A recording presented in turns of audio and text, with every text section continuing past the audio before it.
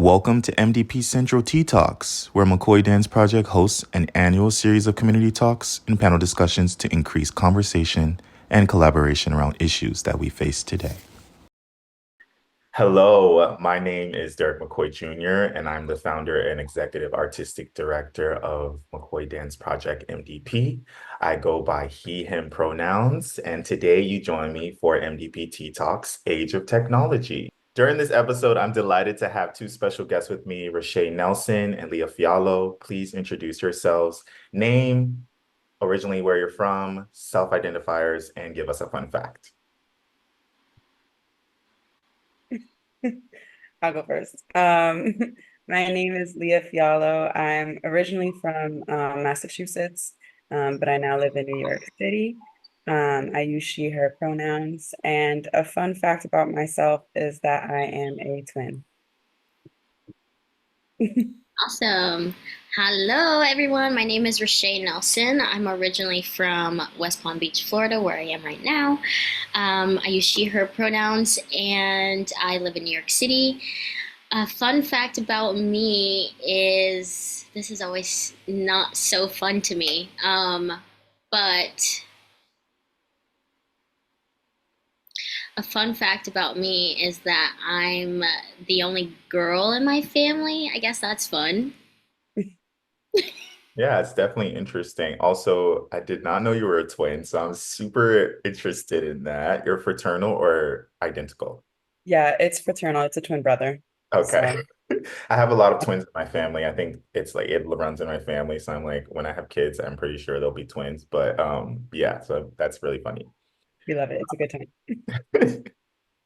Basically, how this is broken down, there are several topics about the age of technology in the arts, and there are some questions that we'll get through. We will skip through and just have a nice conversation. Chime in when you feel necessary. The first topic is backgrounds and experience dance and communication. So my first question to both of you is, can you both tell us about yourselves and tell us about your dancing versus marketing experience? Yeah, so I've been dancing longer than I've been doing anything in marketing. I started dancing when I was 2 years old. So about like 24 years now, I've been dancing. I was very technically trained. I did mostly ballet, contemporary, those styles growing up. And then kind of when I studied it in college, and moved to New York and started doing it more professionally, I switched over to more kind of like commercial styles, more street styles. And now primarily do like hip hop. I teach heels in the city and kind of work in those styles. Marketing, I studied it in college and then I worked for a couple years as a marketing manager and I'm still a marketing manager for an insurance company. So this is a nice combination of kind of the dance background that I have with the marketing and just kind of combining those two. Awesome. My background is very similar. I've been dancing pretty much my whole life since I was about 3 years old.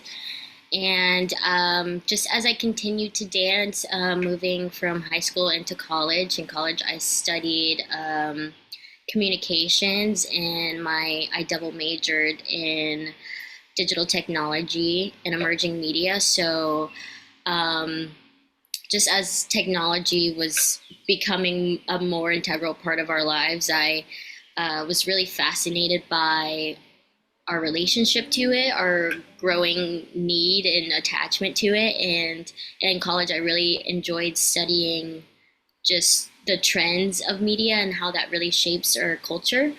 And then COVID happened, and the big need for media and to stay connected really presented itself. So I kind of took that opportunity, like grabbed it and ran with it, and wanted to fill the gap in connecting dance and communications and helping be a part of keeping dance, community, culture, just the art form as a whole, like up to date with the moving and growing technology and the need to uh, be present online. And that's how I got into communications and marketing. And yeah, I've just kind of been filling that gap as a way to supplement myself as an artist for the past 3 years. You're an overachiever. You jumped into the next question already. I was like, what about dance and marketing speak to you, and why did you choose to study both of these areas? Um, for me, dance, it was just like it was one of those things where I honestly couldn't imagine what my life would be like without dance. So when I originally went to college, I had like not included dance in what I was studying as when I went in as a freshman. And then like halfway through my freshman year, I was like, I can't do this. I miss it too much. I need to find a way to add this into my education. So then I added it on. As like another degree. Um, so for that, it's just like that will just always be something I love to do. And then marketing, I was really drawn towards it because I like how there's a very creative aspect to marketing. And as a creative person, I found that in terms of work and degrees, that was where I could probably use my creativity the most. And I like the personable aspect of it. I like that a lot of it is about understanding people and kind of like meeting people needs, kind of figuring out where they're at. The other aspects of business that I studied, I worked for a couple years in accounting, were not for me. I respect people that do it, but I was like, I like how marketing was a combination of kind of like the technical and like um, part of business, but also adding in the creativity, adding in the humanity aspect. So that's kind of where I combine them. Yeah, artists are very social people. So dealing with just numbers in those social aspect is killer. Even though like I think I learned in my master's program that I enjoyed numbers a lot more than I thought I did, like budgeting and keeping reporting and tracking those numbers. But definitely, of course, I love the social aspect. I love the back and forth. I love to have conversation. Hence why we have tea talks in these programs. But that was good. Thank you both.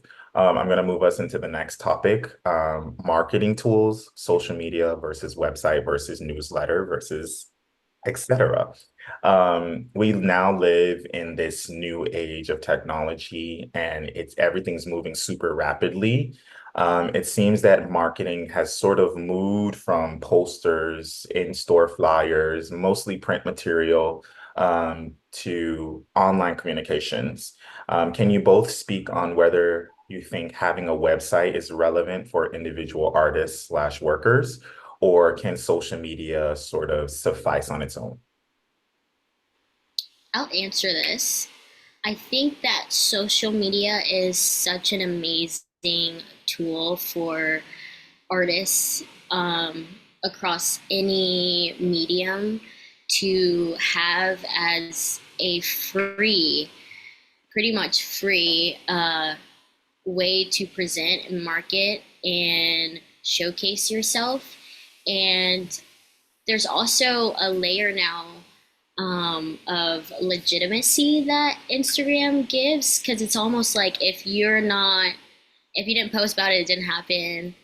If if I can't find you real quick, like if someone mentions your name in a room, if I can't really like look you up real quick and just get like a quick snapshot of like what kind of mover you are, what's your vibe, what's your energy, what you present, there's like a level of legitimacy that having being on social media, being searchable gives you.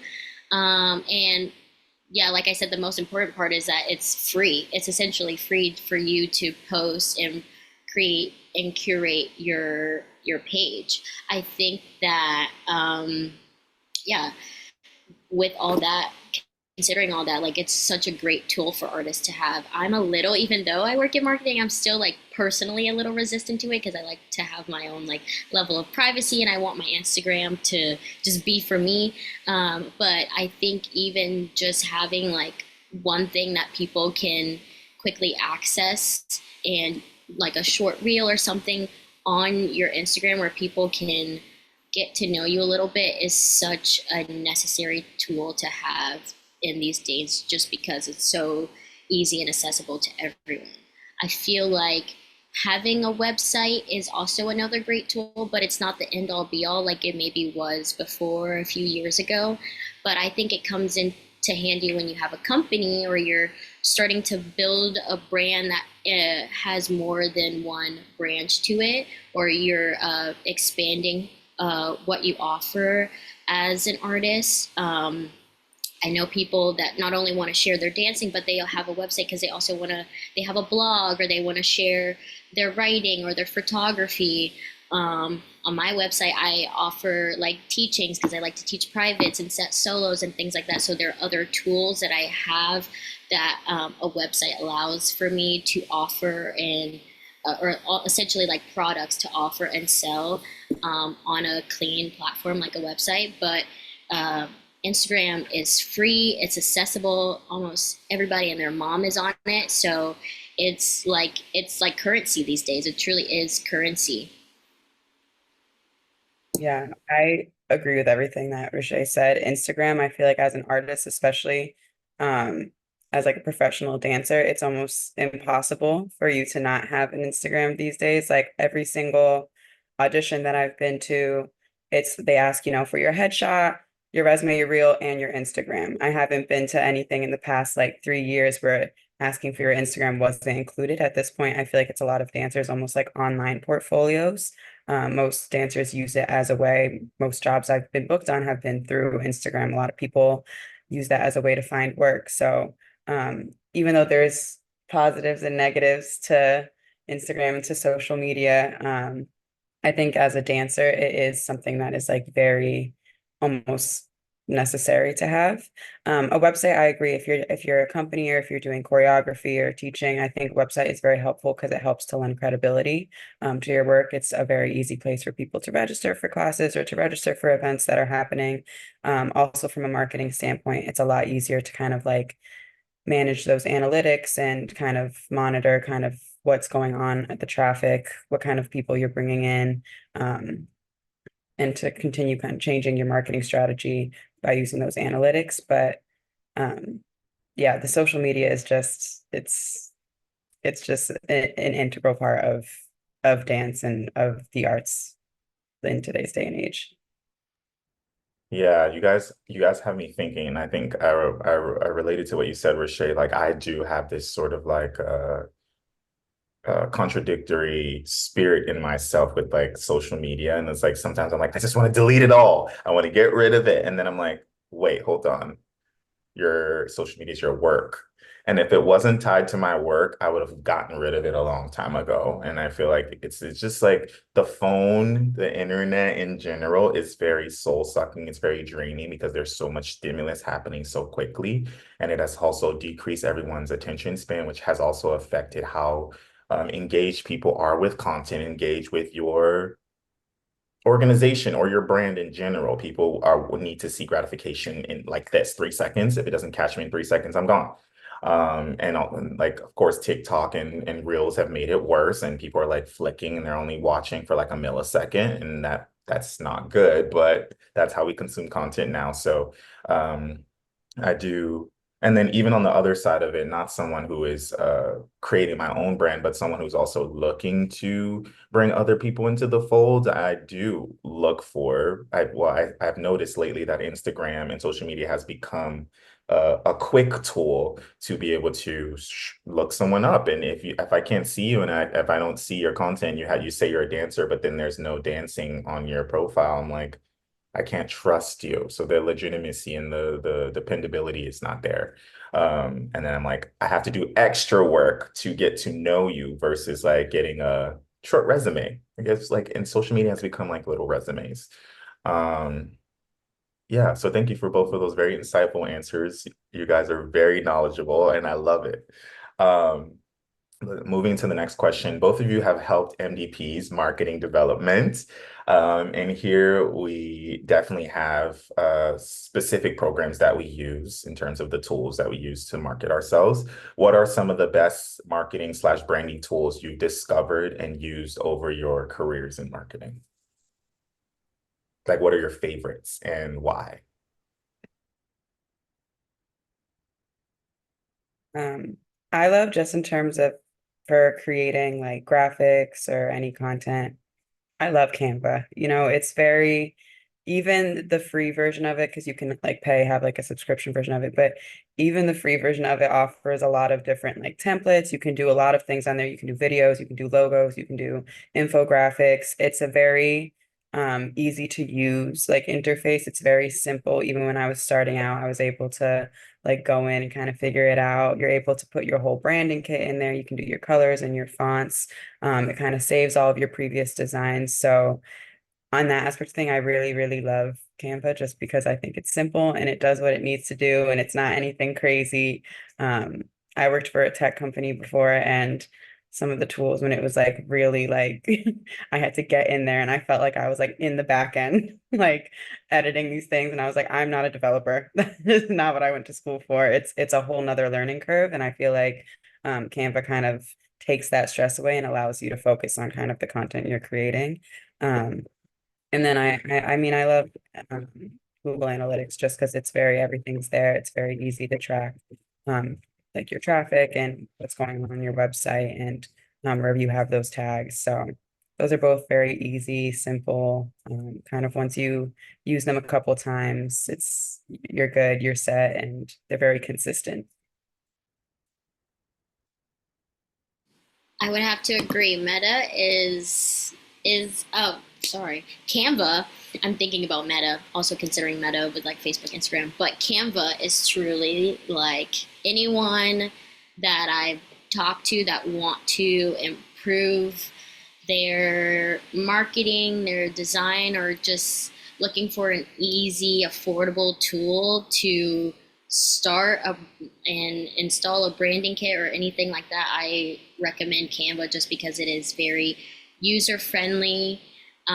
There's so many things that you can do personally that I've used for like for personal things like creating uh, postcards or calendars or from graphics to videos to reels. There's so many things that you can do with the platform that are really user friendly. So I really recommend Canva to basically anyone who asks. And they, more than any other platform that I've experienced, they are pretty good at consistently and regularly updating it so that it continues to be more accessible and user friendly in between social networks. So it's very compatible with Instagram. It's very compatible with TikTok and Facebook, or basically any platform.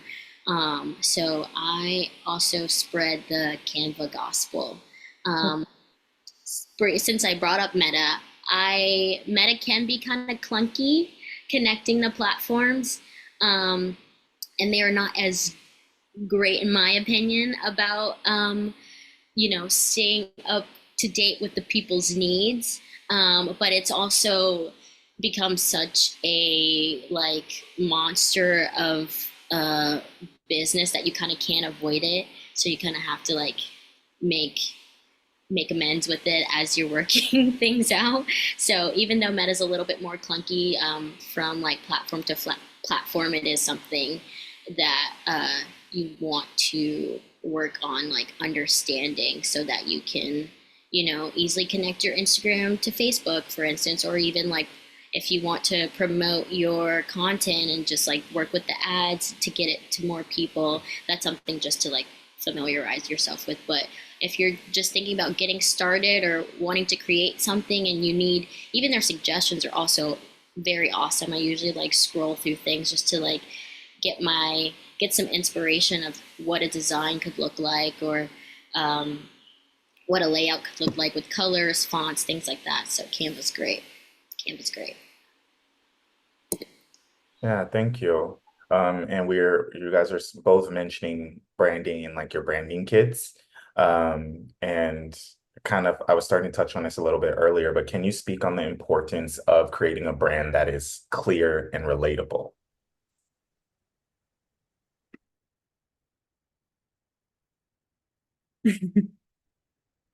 I'll go. Give you some time to think. Yeah, I think uh, like building a brand is so important because you just want to have that thing that sets you apart, that catches people's eye, that they can see it in any room, whether it's your logo or your colors or the font that you're using, and they're like, "Oh, I know that thing." Like you want to have that element that's like, "Oh, I've seen that before," or I know what that is. I know who that points to. So, yeah, a branding kit can consist of like logos, colors, a color vibe, the different fonts you use when you're using text.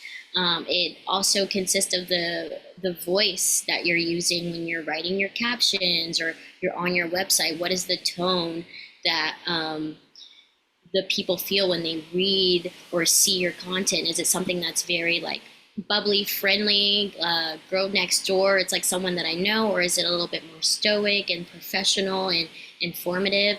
I think these are all things that make a brand clear, and you want it to be as consistent as possible.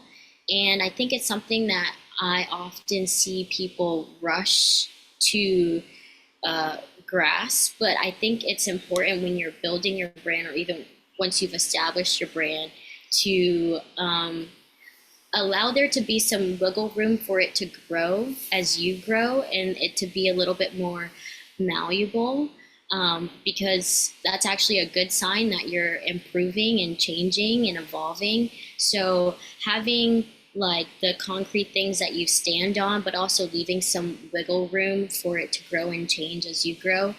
And yeah, just really uh, every so often, just going back to the drawing board, sitting down and taking your time with what that is, and making sure it's something that clearly um, reflects who you are, reflects your company, and is easily communicated to the people that you want to reach.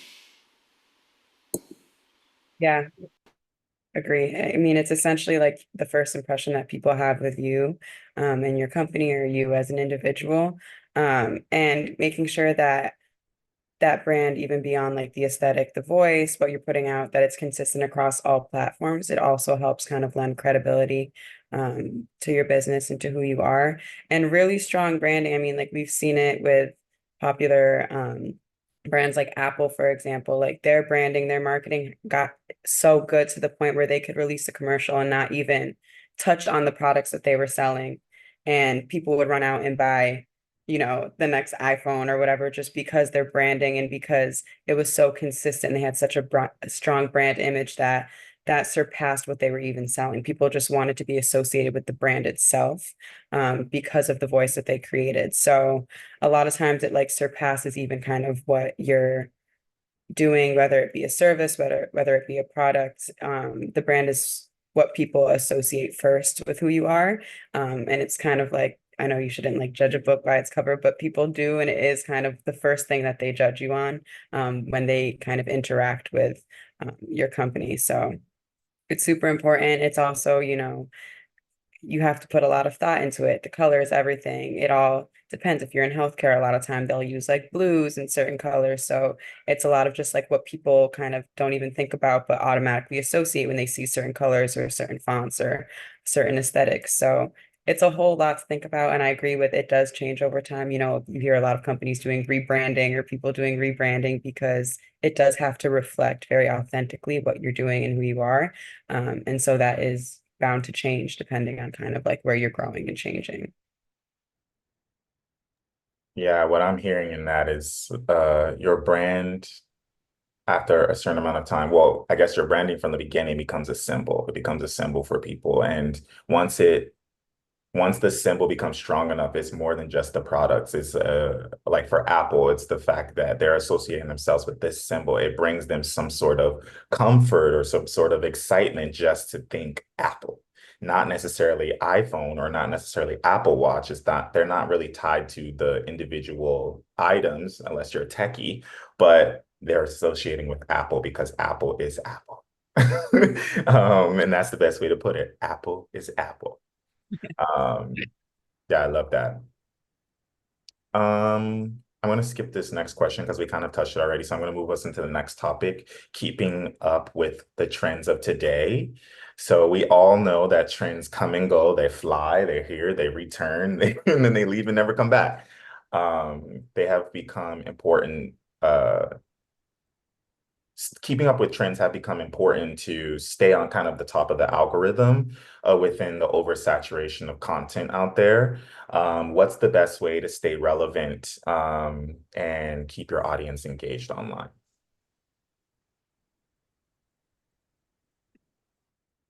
Yeah, I would say just being very active on the different platforms that you see are very popular, especially in marketing. It changes, like one app or like TikTok could be popular one time and then Instagram. So you have to just be consistent. There's a lot on the news. I mean, you can watch, I'm not a big podcast gal myself, in terms of like listening to like informational ones. I like fun ones. But there's like, different podcasts out there. There's different information out there that you can kind of read reports to see. um, I think also like beyond just staying up to date on what like specific trends, but like more broad overarching, like for example, like now like with AI, like that changes how people interact with media. It changes how people want to see media a lot of times in marketing now because of AI. People are drawn more towards like humanity and towards like a brand feeling like a person and them seeing that there's actual people working behind this versus them being like, this is just a robot, this is just technology. It changes the way you even run ads. A lot of times people are doing a lot more like speak to text. So a lot of like copy that people are putting in their ads or in their website needs to be a bit more informal because it's gonna gotta relate to how people speak. So it kind of integrates into every aspect of your business beyond just like what's a trending song that we can put on our reel or what's kind of like this challenge that's going on. It goes into even how people engage with the media itself, and how they're engaging with their phones and with technology. So I just like to just watch, see what other brands are doing, see what successful brands are doing, and just what I'm seeing myself just interacting as a user and connecting to what I like to like how I'm drawn to certain brands, what they're doing, where I'm like, oh, I like that. I like that campaign. Yes, I totally agree with Leah. I think that consistency is key when it comes to trends. And the word that was just jumping out at me was discernment, like having discernment, because I feel like you, because the trends are like happening every day, every hour, every week, it's always like turning a page. It can get you in like this endless race of trying to catch the trend or trying to do the trendy sound or the trendy dance or the trendy filter, whatever is popular right now. But I think it's so important, even with that, is to have discernment because not everything is trending is aligned with your brand, and not everything that is trending will connect and communicate the most with the audience that you're trying to reach. So I think it is sometimes being attentive or taking note of what is trending and kind of staying up to date and seeing the trends as they pass by, but they do exactly that and they pass by, and taking your step out to look at what the maybe bigger shift in what are the bigger trend shifts happening at this time that will work for you or may not work for you, things like that. So I think yeah, you have to be very careful with the trends. um, and because, like you were saying, with the AI, people are craving something that is more genuine and has more integrity and feels more personable. And if you get kind of in that hamster race, running around that reel, doing every trend, you'll kind of burn yourself out, or you won't communicate in you may not communicate in the way that you want to that best reach your audience. You're just like kind of chasing the trends, or you're chasing the numbers. So I feel like being consistent and having discernment about like what is for you and what is not for you to participate and latch onto is really important.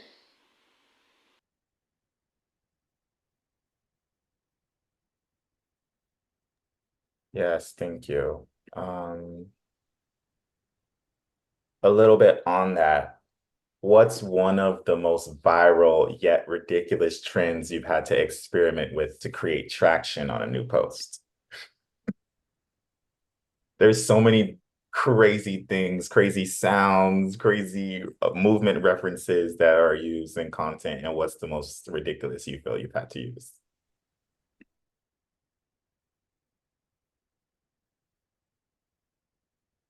I'm really thinking, I don't even know. I It's have a it's really probably so hard to think because funny it's going so fast. so fast, but I do specifically with MDP have a very funny memory of a day that we had like a content building day, and we had just created this whole laundry list of things to do and try. And it was just so funny because some things were so fun and everyone was so excited to do and they were coming with their own ideas and things like that. And then other things would just flop so hard. But I was like, guys, we need to try because like we gotta catch this wave while it's going, or like if we wait a week, it's not gonna be funny anymore and it's gonna be cringy. So just seeing that was actually hilarious. We did so many things that day. We did like the telephone line. We did a bunch of TikTok dances. We did almost anything I could think of, and it was just really funny seeing what people, even the dancers, got excited about and what were working and what just flopped so hard.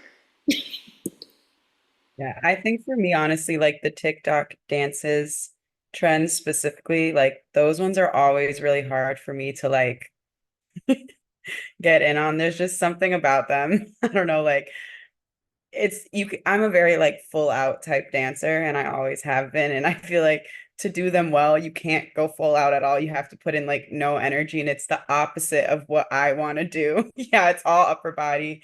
And it's the opposite of what I want to do as a dancer. And I've been in some like shows or rehearsal, they're like, oh, we should do this. And like it'll be a cute little way to like promote our performance of the show. And I am always in the back struggling because I'm like, I just can't. I'm don't put me in it. I'm gonna be I people are gonna be watching this being like, is she a dancer? I don't know. So those ones are probably the hardest for me. Cackling. My cheeks are literally burning. Um, okay, moving into tips and tricks. What's something interesting you've learned blending together your dance and marketing knowledge?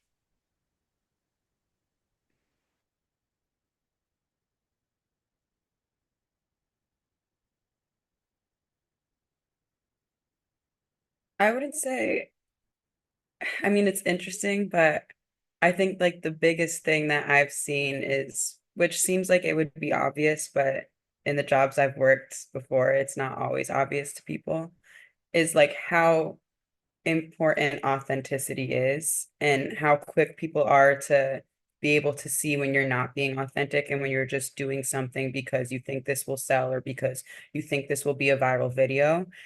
So even in like as a dance like teacher, people are always, you see like people doing certain songs or doing certain styles and people can immediately discern if that's not like genuine and authentic to who they are, and they react not as well with they don't engage as well with that type of content. And the same goes for marketing. People can tell right away if a marketing campaign or if a post is centered on, oh, they're just trying to sell me something, or oh, they're doing this for their own benefit versus like this is something they genuinely care about and it's a part of their mission and their vision, and it's something that they're passionate about. um and I've just been able to see that I feel like it gets lost sometimes because with certain things, I mean, with businesses, it's, profit takes precedent a lot. And then with dance, it's, this need to be seen, this need to book jobs, this need to kind of like make it sustainable. So there are other stressors that sometimes make it hard for that authenticity to seem like the most important aspect.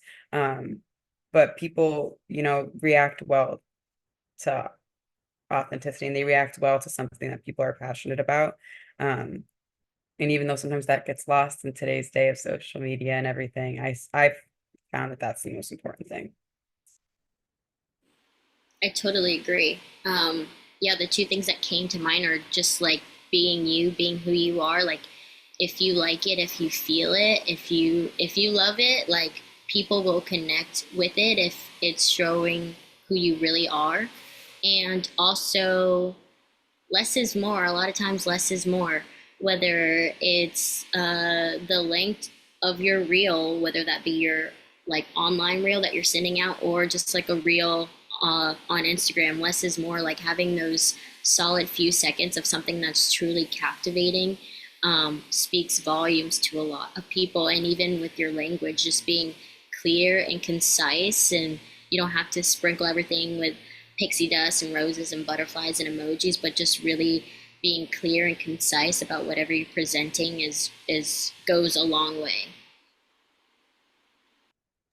Yeah, and I've for especially for the McCoy Dance Project, just the authenticity always. I don't really remember how I came to that, but it's just important. It's authenticity has always been important to me, and I think just outside of the marketing area, but just authenticity about who you are and in yourself, just being authentic with yourself.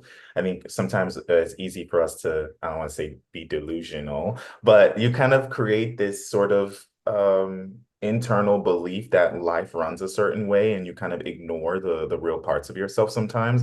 Now I'm getting deep about life, but yeah, you just being authentic with yourself, and when that will translate when you are creating things for others to enjoy or creating things to share with others. And yes, we may want to, if you're a for-profit company or a for-profit artist and you're really just trying to get the dollar bills, you may just want to push out what you think your peoples want. But if you stick to what is authentic to you and what you're excited about and what you're inspired by, the people who are supposed to be your true audience are going to flock to you. They are going to follow you. And it may be hard at times because people's interests change and it ebbs and flows. But if you stay true to who you are and what you're doing, the right people will come to you, and that's going to create a long lasting impact and a loyal supporter for years to come versus a quick trendy moment of someone who just came in just to watch that video, click like and leave, or came in to say, oh, you comment, you're a really good dancer, or I love this class, or and then leave. You want someone that's actually going to be invested in you, and that's really the purpose behind marketing and digital branding. Yes, it is to turn engagement into dollar bills, but it also is to create long lasting impact. It is another tool to create impact. Um, and also representation, super, super important. Representation in marketing, digital branding, representation. I'm gonna keep saying it again, representation. Otherwise, if there's no representation, I can't relate. And if I can't relate, I'm not gonna involve myself. Um, with that, is there any advice you would give to a company, artist, or marketing employee who wants to get better at reaching a specific audience?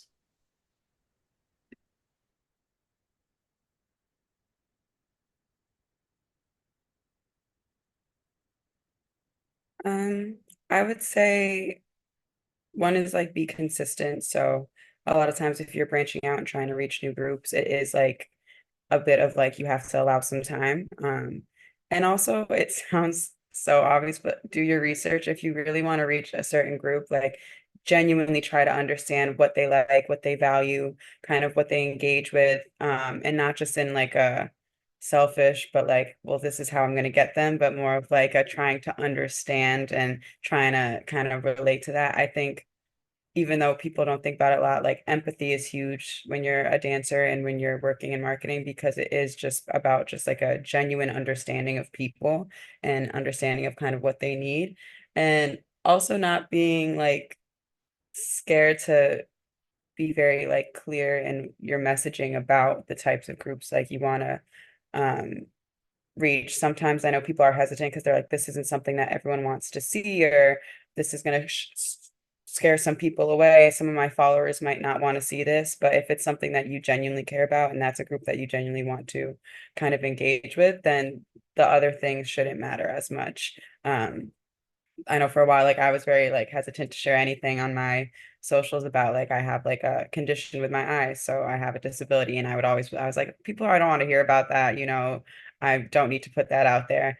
And then after like sharing it, I found that people actually engaged very well with that, and I found myself reaching different communities of dancers who also, dancers with disabilities or people who had other kind of challenges with movement and everything, where I was like, oh, okay, like this is I was able to do it without like stressing about the judgment or some of my followers being like, "Let's we don't want to hear about this. We just want to see her dance."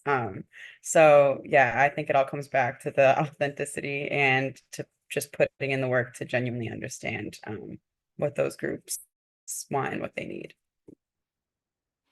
Yes, plus one to everything that was just said. And the thing that came to mind for me is to not underestimate, even though we're talking about the age of technology, like to not underestimate the oldest way to communicate and the power of word of mouth or the power of sharing. So, um, for example, you could be scrolling on your phone and liking things, but what is that one thing that you then share to the group chat or share to your friend that's like, I want to do this, I want to try this, or the thing that gets offline and gets into the conversation of, oh, I saw this company online, I saw this dancer online, I saw this brand online that I want to share with you. So even though everything is on our phones or on our computers right now, like not underestimating the power of the word of mouth communication. So, and that just for me ties in everything that we talked about with the consistency and the authenticity and having integrity and really being genuine in your content, because those are the things that people want to share with others and not just keep to themselves, or not just like get lost in a scrolling fit or a liking fit, but the thing that they want to then share with others, where those things then become followers, and those things become audience members and donors and things like that. So not underestimating the power of word of mouth and sharing things with each other.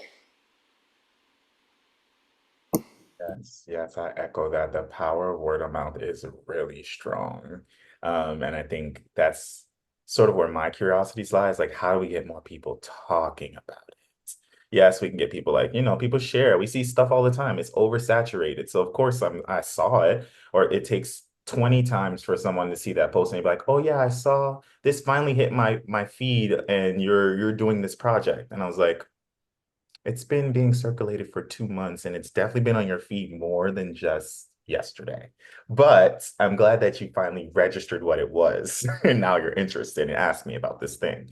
So yeah, really figuring out different ways, because it's different for every company. Each brand needs different tools, a different specific set of tools to get to that point. But I think word of mouth is actually the most powerful form of marketing, because people are trusting someone who's telling them about a thing versus, watching this graphic. If my good friend tells me that thing is good and worthwhile, I'm gonna go. But if I see a picture and it's like, we're great, you're like, okay, I'm great.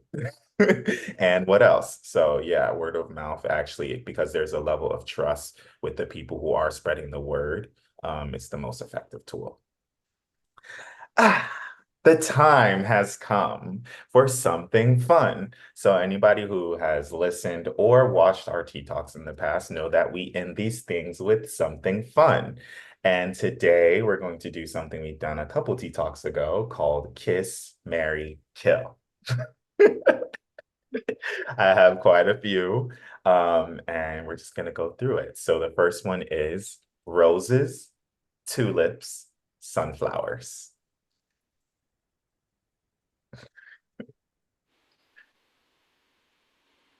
Okay, I'm going to marry sunflowers. I'm going to kiss the rose, and you can kill the tulips. Sorry. Yeah, I think I'm going to marry the roses, kiss the sunflowers, and probably also kill the tulips. R.I.P. The same way. I'm going to kiss the sunflowers, marry the roses, and kill the tulips. Next one, Instagram, Facebook, Snapchat, since we're talking about marketing, but just social media. You gotta kill Snapchat. That should have been dead a long time ago. It should have been dead a long time ago. The only thing that may give Snapchat a lifeline is that I have so many saved memories on there from circa like 2012 to maybe 2017, maybe 18, that I sometimes go and dig for. I'm like, oh, I know where that picture is. I know where that video is. That may be the only lifeline for Snapchat. Otherwise, kill it. Um, I'll kiss Facebook. I've only recently gotten back on Facebook this summer for just like life things. They had me in a Facebook group and I needed to check it every day, and I was like, fine. But then we'll marry Instagram because we need her. We need I think outside of like a marketing perspective, but like a personal one. So like marry Instagram. Honestly, I would probably kill Facebook just because I feel like some of the things on Facebook and some of the ways that people use it, like it is a dark place sometimes. Like I feel like it's like unchecked misinformation and you Yes, know, like yes. it's people who are like older but like and are just like using it as a way to like vent and spread misinformation. So sometimes it's like does more harm than it does good. So I'm probably killing Facebook and then I guess kiss Snapchat because I don't know, like people still use it as like I don't know, a way to like I don't know how people still use it, but we'll just I guess. Yes. I'm going to also echo that. I'm going to marry Instagram. And I'm kind of stuck in between the two. Like I would have said kill Snapchat like even a year ago. And I think this past year I've gotten back into it only because a friend of mine, Terrell Rogers Jr., we have a snap streak. And it's like he's probably one of the two people I snap, but we snap every day. And because of that, I've gotten back into Snapchat. And of course, like the memories are there. So if I kill them, like wow, a lot of content will be gone, especially I used to keep all like my videos, all my friends on my phone. And when I changed my phone one time, like videos prior to a certain year stopped playing. Like they don't play anymore. And so I had to delete a lot of them, but the ones that are on Snapchat I really treasure. So if I killed it, I would have a part of me die. Um, and yeah, I don't know about Facebook. Facebook I still use regularly. I love Facebook when like it's like all of your eras are in Facebook. All of my past eras, regrettable and not the ones that I love and cherish, are all on Facebook, and like my family's there, and I do use it. Like I find myself scrolling Facebook, watching the videos, or like going down the Facebook rabbit hole. Um, and then getting off and going right back to Instagram. So I guess, mm, marry Instagram. I would maybe kiss Snapchat and then kill Facebook. Unfortunately, I guess because Meta, is still integrated with Instagram and also WhatsApp and Messenger, so I can kind of get away with that.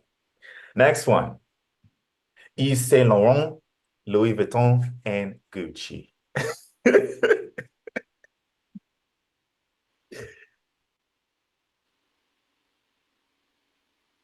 I don't even know. Okay, maybe my instinct says kill Gucci because I feel like Period. you can't really trust. You can't trust the G's anymore. Louis, we can kiss Louis, and then Yves Saint Laurent just gives money, it gives class, Je ne sais quoi. yes, it gives quality. I can barely pronounce all of these, so it doesn't really matter. It's out of my budget. But I can dream.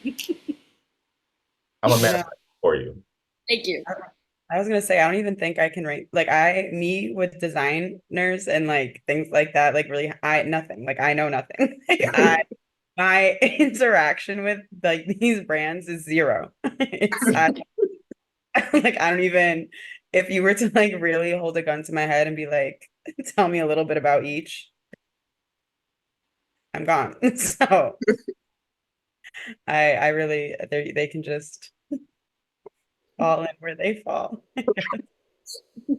I'm gonna do the same thing as Roche. I'm gonna kill Gucci. I'm gonna kiss Louis Vuitton, and I'm going to marry Yves Saint Laurent. And I say that because YSL is so sleek. And I love sleek and put together. Like that's how you're dress up. And I feel like Louis Vuitton, like we all know red bottoms. And so I feel like it's becoming a little like cheeky. I don't want to say cheesy, but it's like everybody's talking about it. And been talking about it for yeah, decades. And yeah, red bottoms. So we have songs about red bottoms. So love the brand, love the store. Um, but yeah, I feel like well, I'll kiss it, but I don't want to marry it. It's a good time, short time, not a long time. Cake, ice cream, brownies.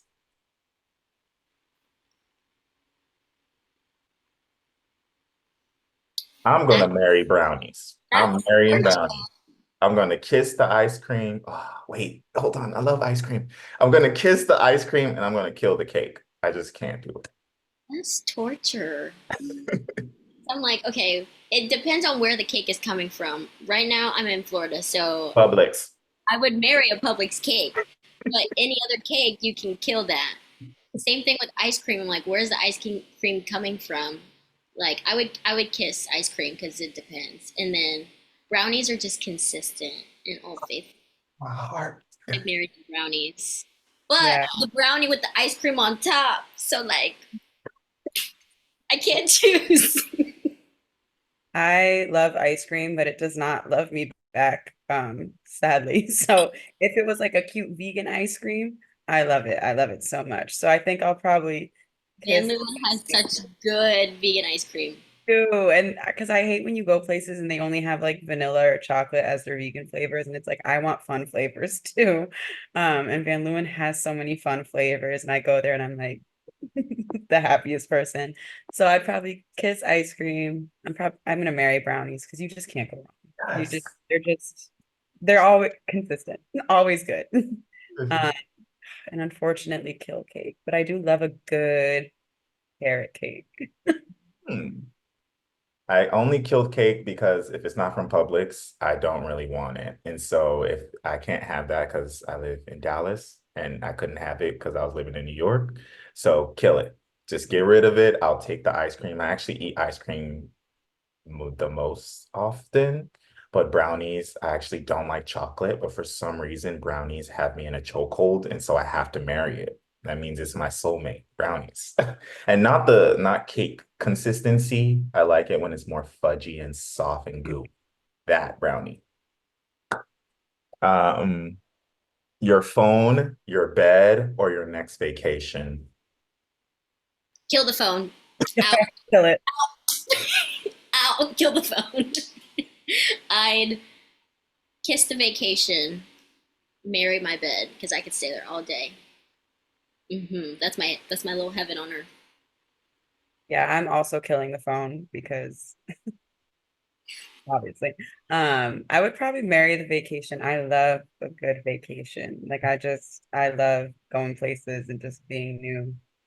Even if sometimes the sleep situation in those vacations isn't ideal, I still love it. I have a great time. And then kiss my bed. Hmm. For me, I think this is one I actually took from the last time when we did a tea talk, but I think that I originally said that I would kiss my next vacation, kill my phone, and marry my bed. But I think even just a couple months later, I think my answer slightly shifted. I would definitely kill my phone, of course, throw that thing in the garbage. I would like to leave my phone at home if I could. But I feel like I want to marry my next vacation only because of I feel a sense of wanting to explore lately. Like for my birthday this year, I'm trying to go to the UK and France, and so I feel like I want to get out. And to marry your vacation means that I can extend it and keep going, and to letting it take me where it takes me. So I feel like I would, yeah, definitely marry my next vacation. Also, I love a tropical vacation. Put me on the beach any day. Like I'm a merman. Put me in the water. But my bed, I feel like my bed would slowly start to depress me. And so it would leach my energy because it makes me just want to lay down and sleep all the time. So I have to kiss it. So it's like, a little affection, but not give it too much of myself. And then the last one, da da da da da da da, R&B, pop music, or house. I would kill pop. I would kill pop. Mhm. Mhm. I would kill the top 100. I would kiss house and I would marry R&B. That is like that's my love language. So I would marry all things R&B. Yeah, I would definitely marry R&B too. It just calms me down. It's always my like go-to when I'm like getting ready or like walking somewhere. That's what I love. The house and pop, I feel like it's hard for me. Um, I would probably, I would probably kill pop and then kiss house. Just because, like, from a dance perspective, like, house is fun. I love a good little like house Yeah, class, so I wouldn't want to kill it off. it's And a you good can, time. It's a good yeah, time. it's fun. It's a little energy. So That was unanimous. I would marry R&B. I love R&B. I love being in my feelings. I love being out of my feelings and feeling like the hottest thing. I love just the way R&B touches my heartstrings and my soul. I have to have it. I have to have it all the time. People say, "What's your favorite music?" I always say R&B. And then I kind of struggled a little bit because of course you love a good pop song that's like you're in your car, the roof is down, the windows are down, you're going down the highway. But I love to dance. And especially like when I'm going out, I want to dance. I don't want to just stand around and be like, just talking with a drink in my hand. I want to actually like have fun with my friends and party and be like, oh, and what's the best way to do that than house? So I would definitely kiss house and kill pop. Sorry, yeah. The top 100, that's very sad because all of it is pop music, but um yeah, to give house. And I'm not even super into house in terms of like the music that's on my phone and my music library, but when I hear a good house song, takes over, take me. I surrender to the house beat and then Jack comes in. So yeah, thank you for that. That was actually really fun. That is all we have for today. Thank you, Rashay and Leah, for joining me for the Tea Talk Age of Technology, the why and how, tips and tricks of social media marketing and digital branding. Um, for our viewers and listeners, we hope to see you soon. Bye bye.